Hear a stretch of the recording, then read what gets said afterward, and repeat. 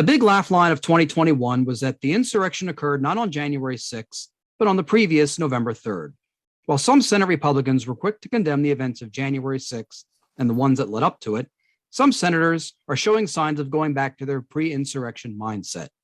In this clip, Chuck Grassley of Iowa explains his somewhat pivot to CNN's Gary Tuchman. We've been trying for days to get some questions to longtime Republican Senator Chuck Grassley. The reason we wanted to talk to him is because of the total 180 he did this past weekend with regards to the former president. In the days following the insurrection, Senator Grassley was slamming the former president for his role in the riot. But apparently all was forgotten this past weekend because at a rally in Des Moines, Senator Grassley stood side by side with the one-term president and basked in his compliments. What changed? Well, in a word, politics. Senator Grassley said so himself. I was born at night, but not last night.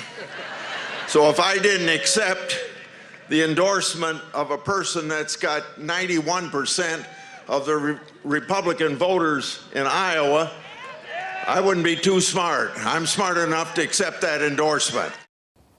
Then there was a question the former senator wouldn't answer when he was asked by the Associated Press to comment about the statement the former president made last week saying the real insurrection happened on Election Day.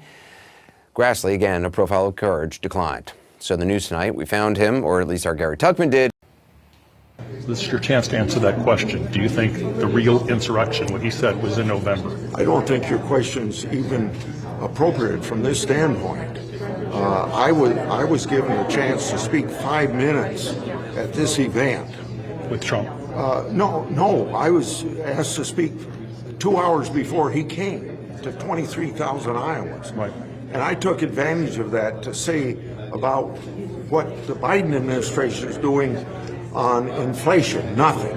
What they're doing at the border, nothing. How they left Americans in Afghan, nothing. And the tax and spending spree that we have.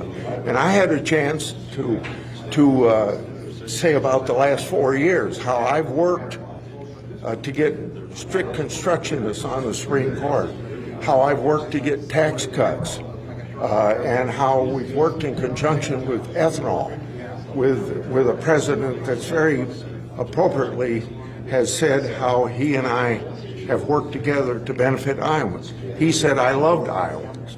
So I had an opportunity to be before 23,000 Iowans, and I wouldn't have had that opportunity if he hadn't brought that crowd together. So, sir, was the real insurrection in November, or was the insurrection on January 6th? I'll take you back to my January. It's your chance to answer the question. Yeah, I'm answering. I take you back. I'll stand by the statement I made on January the 7th, and I'll stand by the statement I made on December the 13th that that Biden was the elected president. His disingenuous statements there, he just happened to be there so he could address 23,000 Iowans about the failings of the Biden administration. And it's a coincidence that the other guy was there, the former guy. Oh, I didn't know Trump was there. I didn't see the big ass bus that said Trump. I didn't see, all the bodyguards. I didn't see, I swear to God, if the Republicans had a much better spin, they could just remake The Exorcist.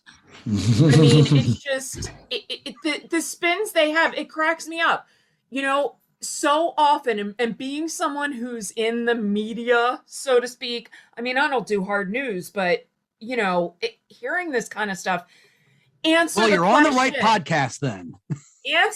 Exactly. Answer the question. And the first thing I've seen so many Republicans over the last 5 years, if they're asked a question they don't want to answer, they say, well, that's not an appropriate question. This isn't the right time to ask me that question. Really? Shut the fuck up and answer the question. Answer the question. It's not that hard. If it's any consolation, looked it up on the internet before the show. Grassley is expected to die the soonest of all the senators. He's projected to die on February 9th, 2026, with Dianne Feinstein close behind on December 21st, 2026. So I just want to keep you fully up to date on the Grassley death watch.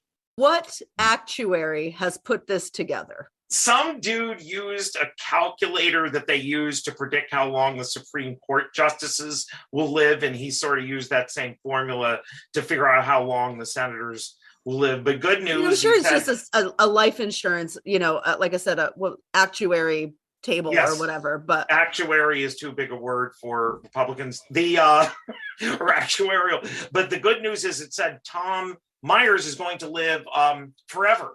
So at least it'll seem that way to the rest of us.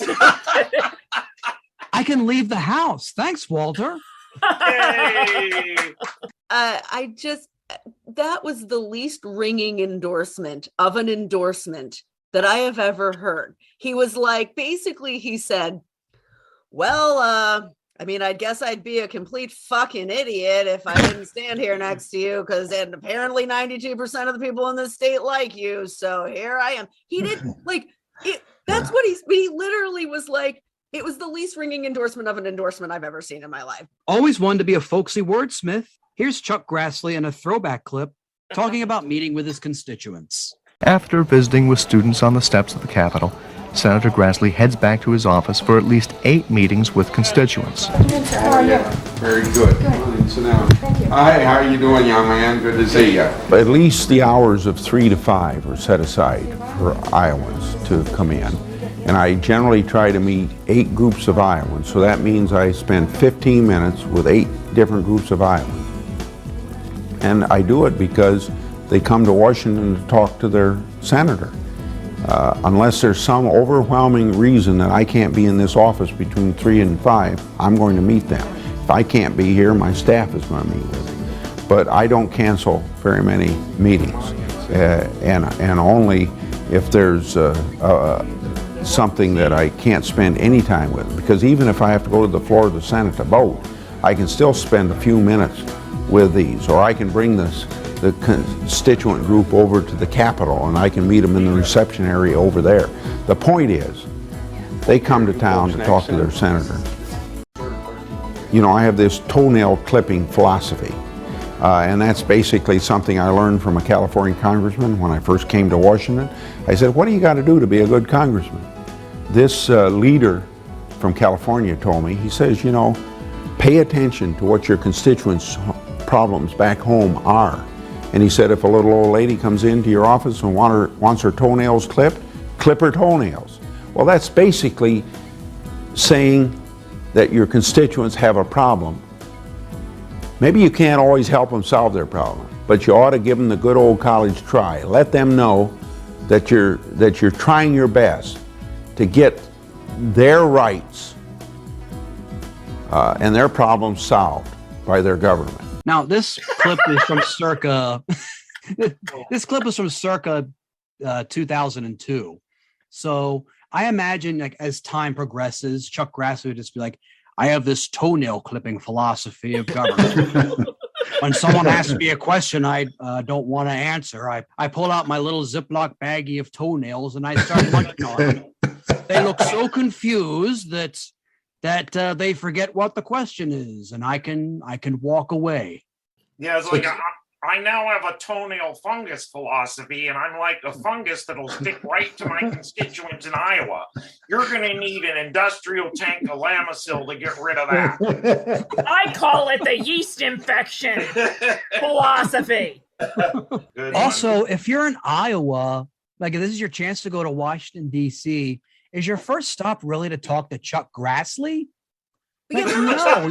If I lived in Iowa, like, the most exciting thing to do for me wouldn't go see Chuck Grassley. Like, I would do something like that. I would actually do something more exciting, like visit the spot where Buddy Holly's plane crashed.